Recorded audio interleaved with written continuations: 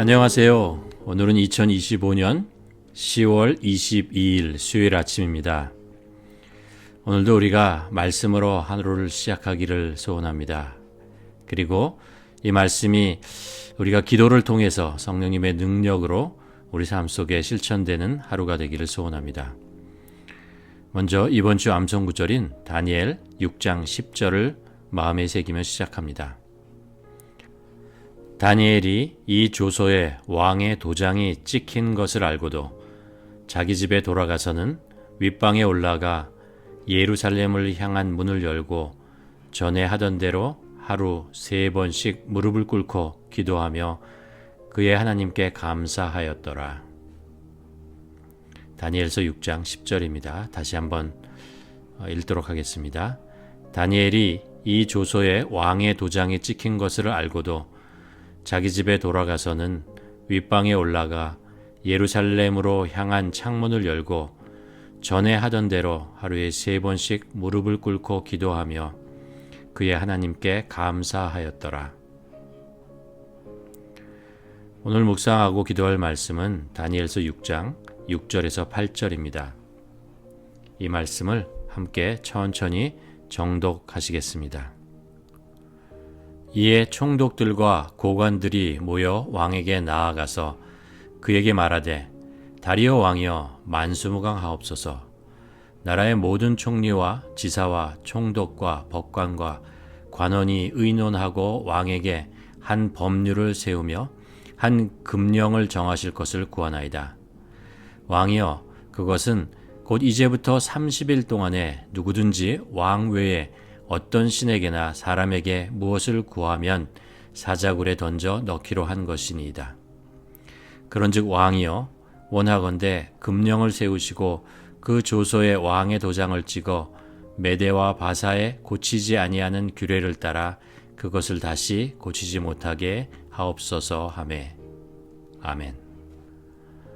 오늘 본문 말씀을 통해서 하나님께서 당신에게 어떤 말씀을 들려주시나요? 특별히 마음에 와닿는 단어나 구절이 있습니까? 다니엘서 6장 6절부터 8절까지 말씀은 다니엘을 시기하던 총리들과 고관들이 그를 모함하기 위해 다리오 왕에게 법령을 제정하도록 요청하는 내용입니다. 이 구절은 다니엘의 적들이 그의 신앙적 약점을 이용하여 그를 제거하려는 계략의 실행 과정을 보여줍니다. 6절에서 다니엘의 적들은 다니엘을 고발할 어떤 행정적, 도덕적 허물도 찾지 못했기 때문에 그의 종교 생활을 이용하기로 했습니다. 그들은 왕에게 나가서 아첨하는 말로 시작하여 자신들의 요청에 신뢰를 더하기 위해 나라의 모든 관리들이 의논한 것처럼 위장합니다. 실제로는 다니엘을 제외한 일부의 모의였습니다. 7절에서 요청한 내용을 보면 30일 동안 왕 외에 어떤 신이나 사람에게도 기도하거나 구하지 못하게 하는 법률을 제정하고 어기는 자는 사자굴에 던져 넣는다는 것이었습니다. 30일 동안 왕의 권위를 절대화하고 왕에 대한 충성심을 강화하는 것처럼 포장했습니다. 이는 다리오 왕의 자존심과 왕권 강화를 부추기는 것이었습니다. 그러나 진짜 숨겨진 의도는 유일한 하나님께 하루 3번씩 기도하는 다니엘의 확고한 신앙 습관을 이용해 그가 반드시 이 법을 어기게 하여 처벌에 처하게 하려는 것이었습니다. 그들은 다니엘이 목숨을 걸고라서라도 하나님께 기도할 것을 알았습니다.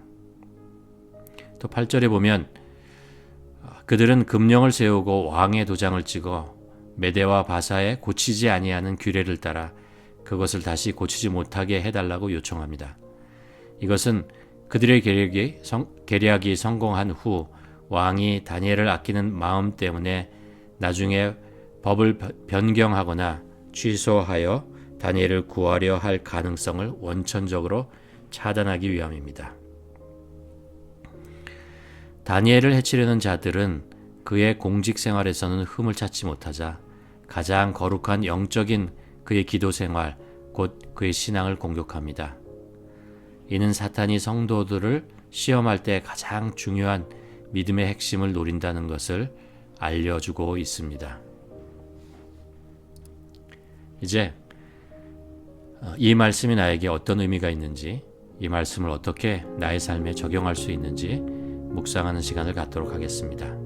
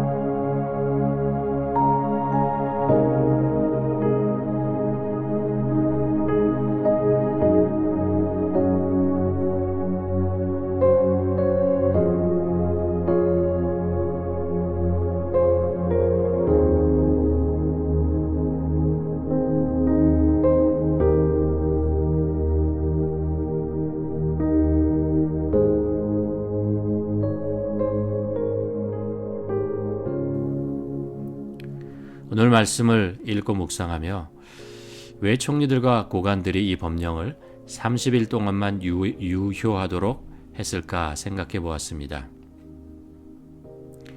많은 신들을 섬기고 여러 민족이 섞여 있던 나라에서 다른 모든 신 섬기는 것을 영구적으로나 너무 오랫동안 못하도록 금지시킨다면 백성들의 불만과 큰 반발이 생길 소지를 만드는 것이었을 것입니다. 그리고 한정된 시간 동안 다른 신 섬기는 것을 금지시키고 오직 다리오 왕만 섬기게 한 것은 왕에 대한 충성심을 테스트하는 좋은 방법으로 보여졌을 것입니다. 그러나 무엇보다도 다니엘에게 30일이라는 그렇게 길지 않은 시간은 넘어가기 쉬운 유혹이 될 수 있었습니다. 30일만 숨어서 기도하거나 멈추고 그 후에 다시 하면 되는 것으로 여겨질 수 있었기 때문입니다. 그러나 4절에서 보았듯이 다니엘의 가장 중요한 성품은 충성, faithfulness였습니다. 특별히 하나님에 대한 신실한 믿음이었습니다. 만일 상황에 따라 타협을 한다면 그것은 하나님에게 신실하지 못한 것이며 또한 세상에서 주어진 임무에도 충성스러움을 상실하게 되고 말 것입니다. 사탄의 계략에서 가장 교활한 것은 타협이나 변명거리를 만드는 것임을 다시 한번 깨닫게 됩니다. 올무를 걸되 빠져나갈 수 있는 길이 있는 것처럼 하면서 그 빠져나가는 길을 선택했을 때 완전히 갇히게 만드는 것입니다. 힘들지? 꼭 그렇게 하지 않아도 돼. 다른 길이 있거든. 쉬운 길을 택하면 돼. 이렇게 유혹하는 것이죠. 신실하게 하는 faithful은 faith에서 나오는 형용사형입니다. faith하지 않은 것을 선택하게 되면 믿음, faith도 곧 흔들리게 됩니다. 이제 묵상한 말씀을 가지고 나의 기도를 적어보고 기도하시겠습니다. 어떤 상황에서도 기도 생활을 멈추지 않게 하소서. 사탄의 계략에 타협하지 않는 믿음으로 이겨내게 하소서. 잠시 겪는 유혹이나 시련 속에서 기도로 인내하며 승리하게 하소서.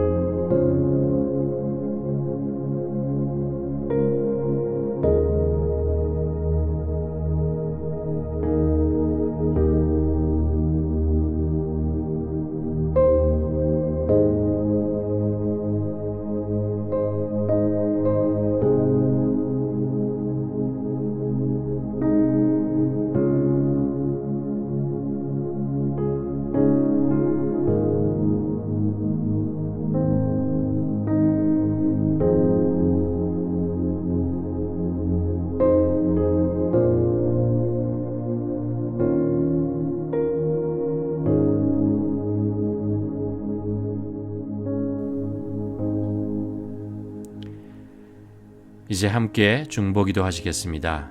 오늘은 열방의 교회들을 위하여 합심기도 하겠습니다. 핍박과 고난 중에 있는 세계 모든 교회의 성도들을 주님이 붙들어 주시고 믿음을 지켜 승리하게 하소서. 열방의 교회들이 복음의 순수성을 지키고 지역과 문화를 넘어 그리스도 안에서 하나 되게 하소서. 세계 곳곳의 교회들이 선교적 사명을 잃지 않고 마지막 때에 온전한 복음이 땅끝까지 전파되는 통로로 쓰임받게 하소서.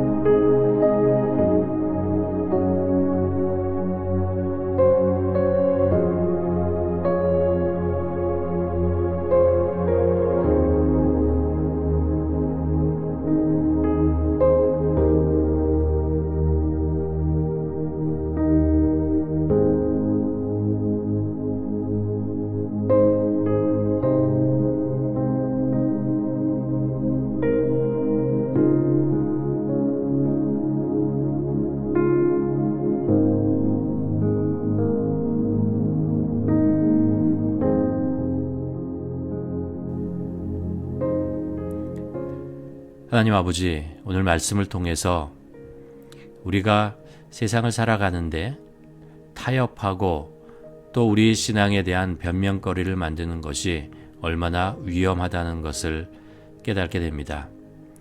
신실한 다니엘은 그것을 알았기에 그가 생명을 보존할 방법이 있었음에도 불구하고 오히려 그의 신앙을 지키며 하나님에게 자기의 인생을 맡기며 그 유혹을 극복했던 것을 기억합니다. 우리도 세상의 모든 유혹과 도전 속에서 하나님이 열어주시는 길을 가게 하시고 사탄이 열어주는 길을 피할 수 있는 믿음을 갖게 하여 주시옵소서. 모든 말씀 예수 그리스도 이름으로 기도드렸습니다. 아멘.